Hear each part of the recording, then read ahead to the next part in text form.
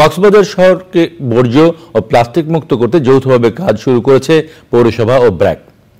কক্সবাজারকে পরিবেশ বান্ধব স্মার্ট শহর হিসেবে গড়ে তুলতে সব মহলের সহযোগিতা চেয়েছে পৌরসভা। আর এই উদ্যোগকে স্বাগত জানিয়েছেন সচেতন নাগরিক ও পরিবেশবিদরা। নুরুল আলমের ভিডিও চিত্র, সরওয়ার আজম মানিকের তথ্যে আফরোজা হাসির রিপোর্ট। দেশের একমাত্র পর্যটন নগরী কক্সবাজার। সমুদ্র আর পাহাড়ে প্রকৃতির ছোঁয়া পেতে এখানে আসেন দেশ বিদেশের ভ্রমণ পিয়াসীরা। কিন্তু বর্জ্য আর প্লাস্টিকের কারণে দিন দিন দূষণের শিকার হচ্ছে বিশ্বের দীর্ঘতম সমুদ্র সৈকতের এই শহর।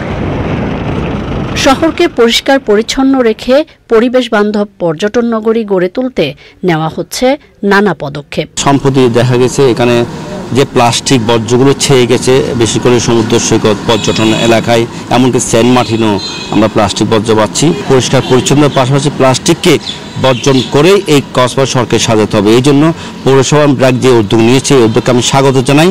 প্লাস্টিক তো আসলে সত্যিকার অর্থে এখন একদম ভয়াবহ অবস্থা।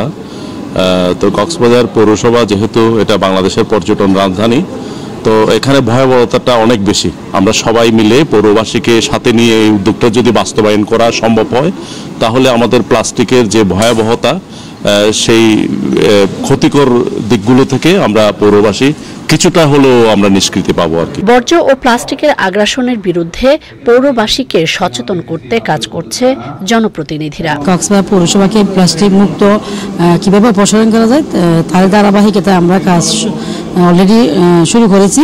সবাই যাতে সচেতন হই, আমাদের পৌরসভাকে সহযোগিতা করেন এবং আপনারা যার যার অবস্থান থেকে সবাই সহযোগিতা করুন। কক্সবাজার শহরের বর্জ্য ব্যবস্থাপনার উন্নয়নে পরিকল্পনার কথা জানান সংশ্লিষ্টরা। প্লাস্টিক বর্জ্যের যে বিষয়টা এখন আমাদের সামনে চলে আসছে, এটা একটা ভয়াবহ আকার ধারণ করছে।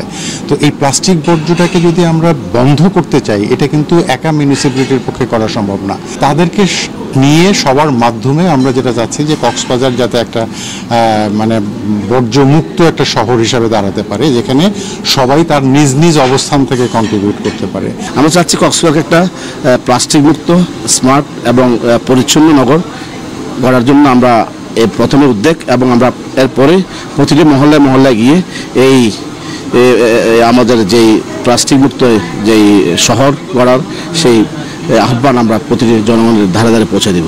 কক্সবাজারকে পরিচ্ছন্ন পর্যটন নগরী গড়ে তুলতে জনগণকে এগিয়ে আসার আহ্বান সংশ্লিষ্টদের। আফরোজা হাসি, প্রকৃতি ও জীবন ডেস্ক, চ্যানেল আই।